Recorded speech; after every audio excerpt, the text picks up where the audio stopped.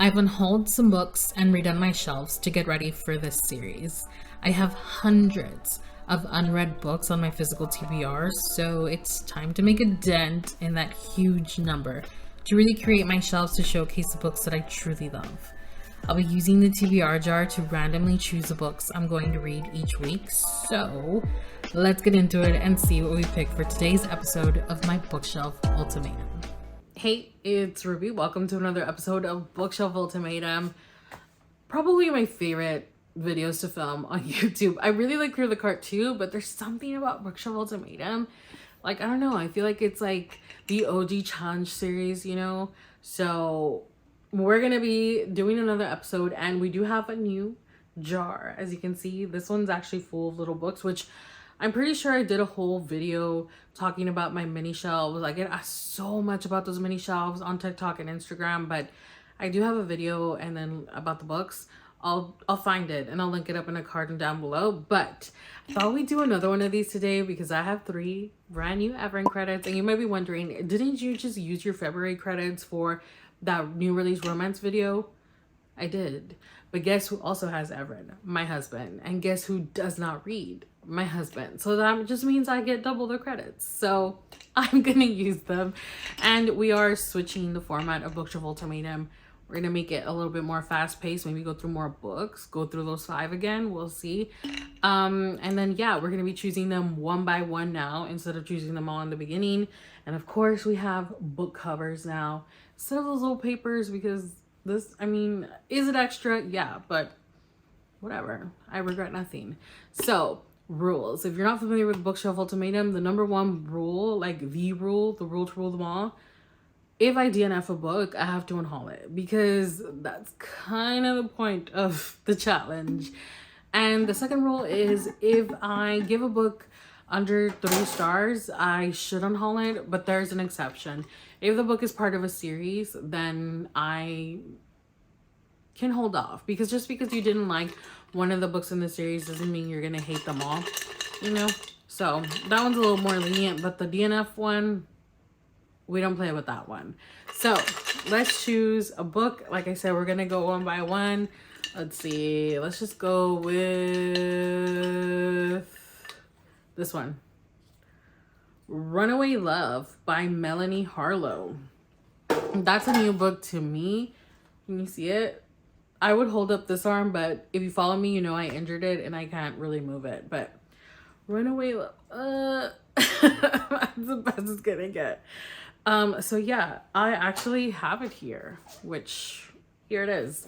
It's a really cute book. It says exclusive bonus material. I literally had never heard of this book, had never heard of this author. I don't know anything about this, but the back says, don't miss the best-selling small-town romance capturing readers' heart and taking book talk by storm. Single dad who needs a nanny for the summer. So, single dad and nanny, 2 tropes that I really haven't read, I don't think. No, because I have yet to read the Chestnut Spring series. I do intend to read them all and rate them and rank them with you. But let's start off with this one and see how it goes. And then we'll choose our next book after. But I hope this is good. I need more romance recs. Definitely. I think I filmed TikTok videos asking for romance recs, but romance and romantasy recommendations, if you have them, leave them down below, because I've really been into romance and romantasy. I think it's the romance that I'm just like, is it because it's the month of love? I don't know, but leave them down below. Let's get started.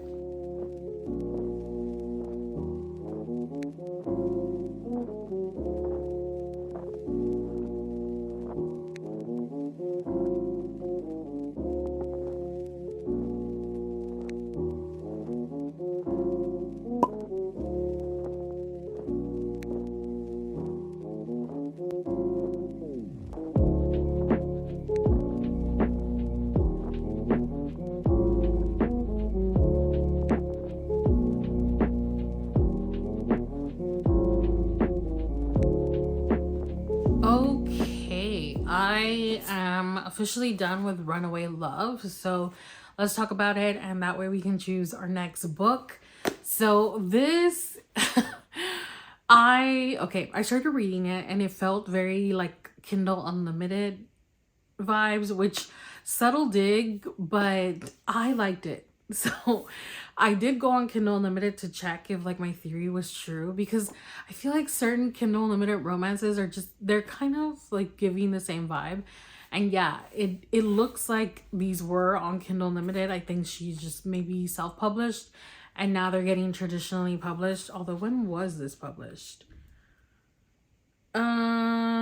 Yeah, July 2024. And there are 5 books out. So it's very much giving me the Eden series. If you've read that, then you know that we have like 6 siblings, so there's 6 books, and each book we follow a sibling as they fall in love. Small town romance. That's what this is like, because in this we follow the eldest sibling, and we have 5 books, and I think there's 6 siblings, so yeah, literally very much the Edens.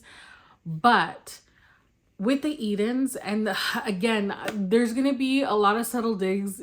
Keep in mind though, I did like it and I'm gonna keep it, but I've got to point this out in case you are bothered by certain things. This is not as good as the Eden series. Like, I felt like the Eden series was well written. There was a plot. It was like romance, but there was plot, especially with that first book, Indigo Ridge. And keep in mind, I've only read Indigo Ridge and Juniper Hill, books 1 and 2. With Juniper Hill, it was about the romance and the romance only, but I still felt like things were happening. With this one, I felt like it was just romance and spice, and that's it. And the plot, like, I don't think there was a plot. I think it was very much just about, I mean, obviously there's a plot, but it's like,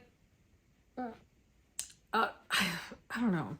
I felt like the first half was fun.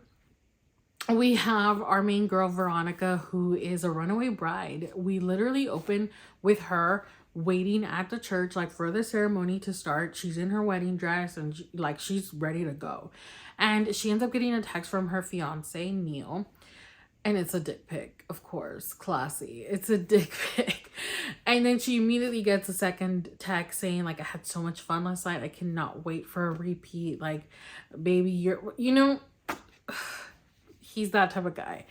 And so she's like flustered a little bit, but she's also like, wait, last night?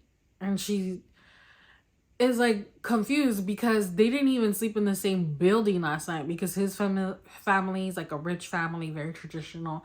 And so they didn't even sleep in the same building. So obviously he's cheating on her and she is devastated. And she ends up calling off the wedding in a really funny way. And she literally runs away, and she ends up interviewing for a nanny position in her wedding dress, and she ends up getting the job and becoming this dude's nanny for his 2 twin kids.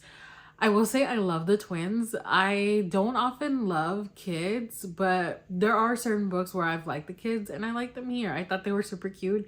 They were not annoying. They didn't like take away from the story. I felt like they added to the story. I liked the story more because they were there. So that was really cute. But all in all, like, the first half was fun and they just like kiss. It is very insta love. So if you don't like, well, insta lust, because they don't admit that they love each other. And I don't think they love each other until the end, but it's incredibly insta lusty. Like, as soon as these two meet, he sees her in the wedding dress. He thinks she's crazy, but he's also like, wow, she's freaking hot. And she thinks the same thing. He talks a lot about how he's getting turned on just by looking at her. Incredibly cringy, incredibly like, ew, very much giving me the ick, yet I still like the book. I don't know. It's probably because I'm in a romance mood. I told you guys, like, I'm in a romance mood, but I liked it. Overall, I liked it. The second half, allspice. It's just like, once they get going, they get going. So if that's not something that you're gonna like, then don't pick this up. Maybe check out the Eden series, because you're gonna get the same vibes, but you're gonna get more with the Eden series. But, you know, if you've already read it, if you just want like a guilty pleasure sort of book, like trashy romance, this is it. And I mean that as a compliment. I'm not like, yes, it's not the best book, and if I was being objective, I'd give it 2 stars. but I'm not being objective. And so I'm going to give it 3 stars because listen, I was entertained. It made me cringe. It made me giggle at how ridiculous some of these things were. But I liked it, and I like the brother. They're just like with the Edens, we're gonna follow every sibling. And the second book is with the brother, Xavier, who's giving Knox vibes. He has tattoos. He's like the cool brother. Like, so yeah, I'm ready to continue, but I'm also not like running to it because I have like other books that I want to read. Also, I feel like I need a bigger jar so I can like really shake these wooden books, but let's choose our next read. Let's see what we get. This one. How to End a Love Story by Yulin Kwang. Yulin, isn't she the one that's like responsible for Emily Henry's movies? Like the producer, she's the director, right? And she ended up writing her own book. So How to End a Love Story is going to be our next read. Another romance. I was going to choose another book, but that's cheating. All right, another romance it is, which is good because I'm going to try and get through a book a day now for sure. Today's Wednesday, so if we do one Wednesday, one Thursday, one Friday, and then maybe I upload this on Saturday. It could happen. So there are chances that we will get more other than romance. But yeah, this is our next book, which here we go. I know nothing about this book. Nothing. Absolutely nothing. And I don't want to read this whole blurb. So let me get to it and then we'll catch up. Oof, it's a little long. Damn. It's all right. I'll get through it. There's a recipe here. It says Mom's soy sauce salmon recipe. Cute. Okay, well, let's start this one and see how it goes. Oh, I think I said it in my last video, the romance, reading new release romances, that I was trying to like find some man, this like t-shirt's like choking me. Some prints to hang over there in like that blank wall that I often film in front of because I like standing there. I was looking and I didn't want to spend the money, and I went into my storage boxes and I found 6 Sailor Moon prints that I had from a long time ago, and I'm gonna put up 3 of them. I'm gonna see if I can do it on my own. Again, because of the arm, I can move it now, but I can't lift it. Like I can't go like this. I can go like not even that. I just can't lift it yet, but it's because I haven't started my little exercises. But at least I'm not like in excruciating pain anymore. So that's a win. That's a win. Let's get started. I'm also going to make some lunch right now because I skipped breakfast. I do it a lot actually, but not good. But I was just busy, you know. I was finishing the book. I was like getting ready, taking a shower, which my hair is still a little wet. Anyway, I always do this. I always blab. Let's start the book.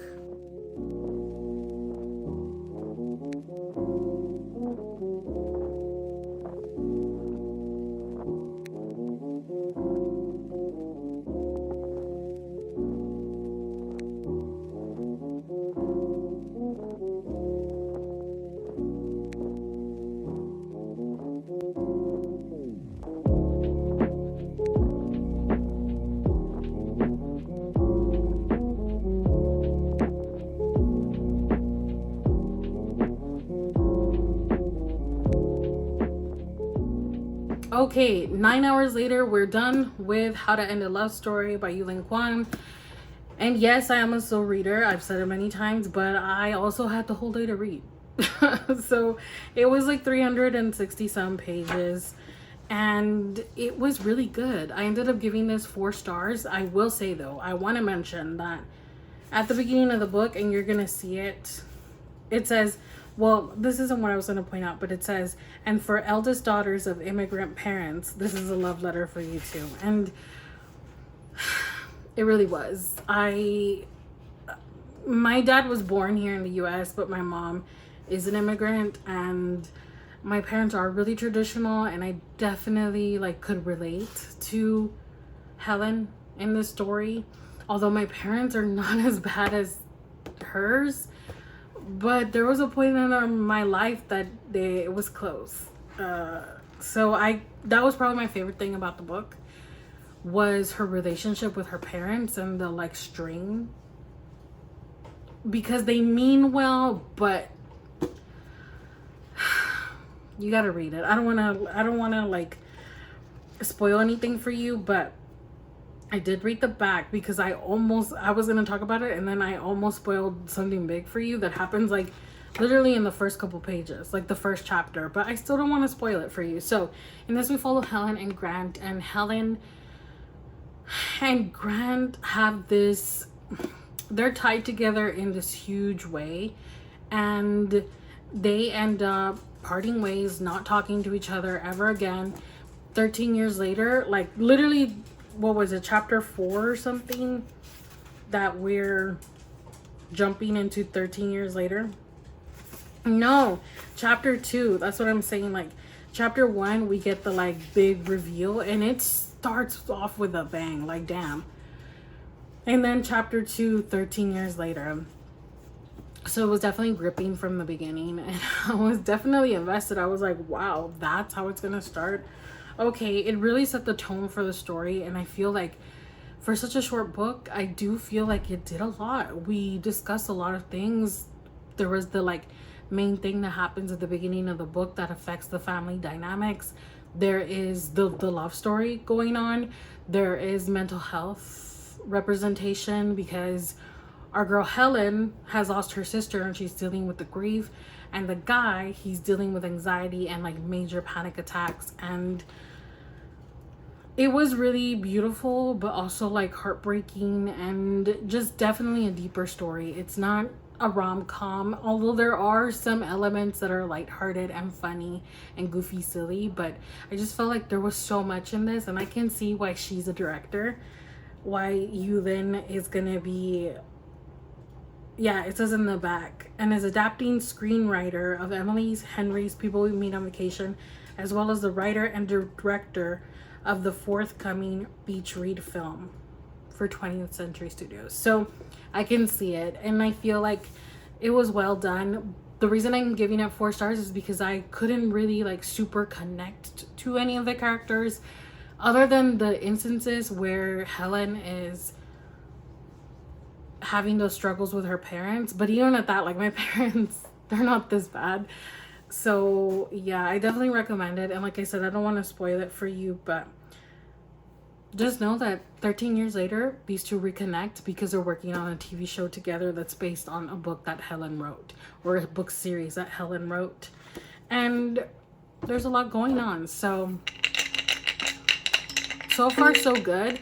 It's getting better. Hopefully the ratings just get higher. Let's choose our next book so that I can focus on reading it tomorrow. I'm simultaneously filming like the series, finishing series I'm in the middle of, and I'm gonna finish another book today because I have been reading 2 books today. So yeah, we have all our books in here. Let's choose the next one. Let's go with this one. Vengeful by V. Schwab. I've been avoiding this book because I read Vicious and I liked Vicious, but I didn't love it. And I feel like you either love it or you don't, but I'm in the middle. Like, I liked it. Team Victor for sure. But I've heard pretty like mixed things about Vengeful, so I've been putting it off, but we're gonna read it because that's what we chose. So Vengeful is the next book that hopefully I can get through pretty quickly, because I don't think it's that long. Let me get it. Here it is, and actually it is pretty freaking long. Damn, I didn't think it was gonna be this long. And it's almost 500 pages.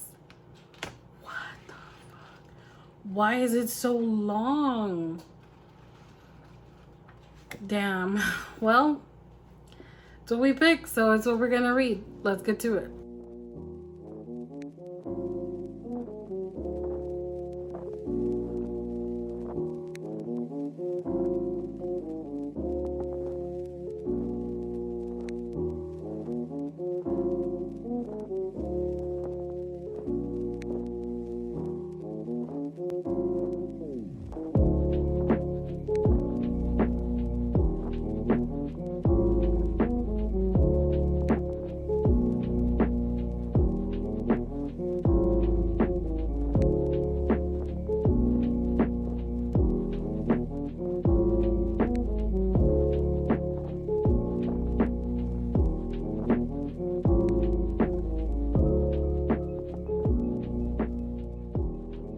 Good morning, happy Friday. It is 2 days later and I finished this last night. Listen, it's been hard to do a book a day, especially when they're a little longer like this. This was 478 pages long and it was hard to get through it in one day, but I did it. And we're gonna do another book today, so stick around. But wow, the way that I was so reluctant to read this, because I was like, I don't want to like it because like everybody else hated it, and I should just know better. I should just know to make my own decisions. I actually am simultaneously filming series that finishing series that I'm in the middle of, and I read this book, spoiler alert, I loved it. You'll see that probably next week or something. I really liked it. When that came out, everybody was like shitting on it, and I really like this too. I'm so excited that we're getting a third book. And then somebody commented on my Fable, because I do my reviews both on Goodreads and Fable. I do like different things. Like on Goodreads, I'm actively updating you as I'm reading the book. Like as I'm going, like I'll put like 40% and then whatever thoughts I may have. And then I have all my bookshelves there. Like I have my 1-star, 2-star, ARCs, DNF shelf. What else do I have? All my physical owned books I have on Goodreads. On Fable, I have my book club, and then I just leave my reviews on there. And also like people will comment on my like currently reading and stuff, and we just chat. So it's a little bit more like socially, whereas with Goodreads it's more structured. It's like, here are all the info, all the stats. And Fable, it's like, let's just talk, you know? So I use them both because I like them both. And somebody commented that they really like this too, and that they also didn't understand like the hate that it got. And girl, yes, I don't know, I really, really like this. If you're not familiar with Vicious, in Vicious we follow, and also here, but Vicious was really good. We follow Victor Vale and Eli Cardell, and they are friends, best friends and roommates, and go to the same college, and they end up kind of posing a thesis. It's because of Eli. Like it's Eli's idea. And in this, you really dive into, especially Eli, like you get to know why he did what he did, like what was a thought process, and you even like find out like how he even came up with this thesis, like why it was even on his mind. So I really like that in this we got more info about Eli, because in Vicious I didn't like Eli. Like I was like, no, I was all like Team Victor, and in this I'm still Team Victor. I was still Team Victor the whole time, but there was some parts there where I was like, damn, poor Eli. Like, okay, I get it, and I never thought I was gonna be sympathizing or empathizing for Eli, because you know he just sucks. But in this we got into his head, and I was like, wow, okay, I do like this guy, and I do like him with Victor. I feel like, I don't know if I want them to like hate each other or I want them to kiss. Like I'm not sure. And that's like a discourse with Vicious. Somebody put on book 3, because book 3 has already, like the title's been announced, but oh, that girl on Fable told me that she went on V. Schwab's Instagram and it says that it'll be released next year. So fingers crossed that 2026 is the year, because I need book 3. I need it. So good. I gave this one 4.25 stars, I think. I don't really remember. I think I did, because it was good. It was good. But I definitely recommend it if you want something different. Like, look at my one little green. See the little lime green square? That's my one little sci-fi square of the year. You guys, I've been on a roll. What is it? What's today? The 21st? And I've read 30 books this year? Who is she? I don't know, but I've been reading so quickly, I guess. Yeah, but it was good. Let's see, 4.25 stars. Yep. And I don't know. I was just so hyped. I was so into it. I probably should have given it 4.5 stars. I just didn't. Anyway, in this one we get additional characters. We get 2 additional characters, and one of them I thought was kind of pointless, and it's like the big bad of the book, and I just thought, no, you're not really doing it for me as a villain. But then we meet another person who is just morally great, and I want to know more about this person because I feel like they are so interesting, and I want to know the backstory. Like, give me the backstory. I need it. And I need to know the way that this ends. There's a little note, and I'm so happy that I was listening to the audio simultaneously as I read along, because this just ends and then the audio kept going, and it was with a note from one of the characters. So good. I recommend it. If you loved Vicious and you have been putting off Vengeful because of the hate that it got, just try it for yourself, because I don't know, I was really into it. Maybe I need some more sci-fi in my life. I always feel like I have something on my face, and I usually do, but anyway, let's choose our next book. I transferred all the books. I need to get the jar because it's heavy and my arm's still not 100%. Look at this. My husband made fun of me because this is really big. He's like, what the hell are you doing? We have a whole bowl now, and I added like 50 more books. Now, truly, all my physical TBR is on here. It didn't fit in that little jar. There are so many books in here. Like, I know it doesn't seem like it, but look at it. It's huge. Anyway, now let's choose the next book. Now I can mix them up. This is gonna be the last one. I hope it's not long because I think I might go out and do some errands today. This one. The Fake Mate by Lana Ferguson. What? No, not another romance. I should fly through this. So let's pick this up. It is apparently like a steamy romance with werewolves. So not my thing, but that is why we do Bookshelf Ultimatum, to read books at random outside of the comfort zone and make a decision.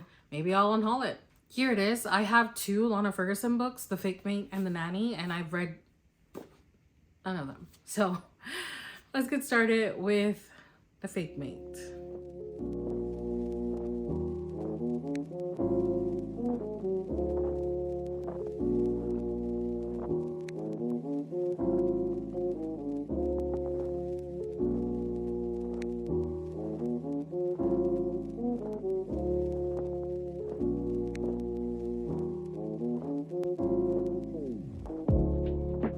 I am done. It is 5:30. We filmed the clip choosing this book at 12:30. And I'm done. Can you believe that? Because I can't. I'm a slow reader.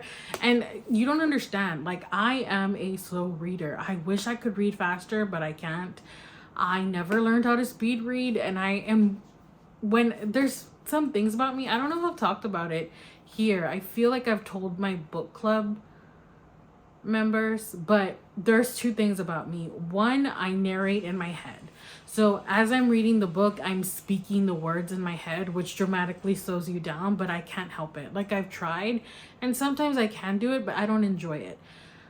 So yeah, the way that I'm speaking, I'm talking in my head, and obviously I don't talk super fast. Obviously, I'm not gonna be like, that's what they tell me. I laugh, I'm gonna read fast, but yeah, I feel like that really slows me down. And then another thing, there's a term for it and I forgot what it's called, but I don't imagine things in my head. I can't picture things in my head. And you would think that I wouldn't be a reader if I can't picture things in my head. It doesn't really affect me. I don't know what to say. Even though I don't picture things in my head, like, there's that test where it's like to picture an apple. Like, when I close my eyes, I can't see it. Like, I just can't. I can't see anything. And I've known this since I was little, because when I was little and I had trouble sleeping, my mom would tell me to like count sheep, like imagine the little sheep, right? Like, you know, right? And I would always be like, okay. And I would do it, and I wasn't doing anything. I wasn't doing a damn thing. I was just counting because I couldn't picture it, but I didn't know it was a thing until adulthood. So yeah, I don't know how I enjoy reading considering I don't picture anything in my head. And I've said it before that descriptions are wasted on me because I'm not picturing anything in my head. Nothing. I'm here for the story, for the plot, not for the picture in my head. It's so weird. I don't know what to say, but I freaking flew through this. 5 hours to read this. 370 page book is really fast for me. And I've got to say, I loved it. I freaking loved it. It is so unserious / cringy. I got secondhand embarrassment a lot of the times. The dialogue, sometimes I was like, no. I was literally like covering my face with the book as if anybody was looking at me. Nobody was. My husband's been asleep all day because he stayed up all night. So I've just been sitting on my couch just like dying of laughter, embarrassment. Like I've been chuckling, I've been giggling. This it is just a spicy book. It has a ton of spice, a ton. But I like the spicy scenes. Like some of it was like hot and steamy, but a lot of it just made me laugh out loud. I was like, no, oh god, it was so funny to me. And I don't know, I think it's because I've been in such a romance mood. Like even something like this, it's so unserious, hit the spot. I was just like giggling and chuckling and making fun of these people, but I genuinely enjoyed the book. I enjoyed the story. It was like dramatic. To me, it was like a TV show episode. I felt like I was watching kind of like a Grey's Anatomy episode, or I don't watch Grey's Anatomy. I mean like a hospital show. You know what I mean? Where it's just so ridiculous, but you're still enjoying it. Guilty pleasure read. We follow 2 doctors and they're both shifters, like werewolf shifters, and she is an Omega and he's an Alpha. I'm not familiar with the Omegaverse. Like, well, I shouldn't say that. I am familiar with it doing limited research when Bride by Ali Hazelwood came out, but I've never actually delved into that. That's like the most I've done. And if you've read Bride, you know that's like barely touching the surface of the Omegaverse. So I didn't really know much about it, and I'm not going to go out of my way to read it. But I had heard that this was another Omegaverse book, and yeah, I mean, yeah, it is. And those scenes are there. I feel like a lot more than Bride, because this had a crap ton of spice. But they do enter, 2 wolf shifters agree to be fake mates, but unexpectedly find something real in this steamy paranormal romantic comedy. He needs a mate, she needs a fake boyfriend, and yeah, it's funny. It's funny, it's stupid, it's silly, it's goofy, and I think I'm gonna have to give it 5 stars. Keep in mind, not all 5 stars are created equal. It's just I had so much fun. Like, my day flew by because I was reading this, but I've given like Blood Over Brighthaven by Elmo Wang 5 stars. It could never compare. Like, it could never compare. Take the rating with a grain of salt. If I was being objective, it's like maybe 3 stars. But I just had so much fun with it. So maybe 5 stars is a bit dramatic. I don't know. I guess check out the Goodreads to see where I land. But can you see me smiling? I just had such a good time. Like I said, it's outside of the spice, because this book I feel like is half spice. Like literally half the pages are them going at it. But I had fun making fun of them, chuckling with them, chuckling at them. It was a good time. And honestly, a successful bookshelf ultimatum. We read through 4 books. It's still early. It's 5:30, but I think I'm going to cook dinner. And I've been proud of myself. Go me. Because not only did I read these 4 books, but I've been reading other books simultaneously.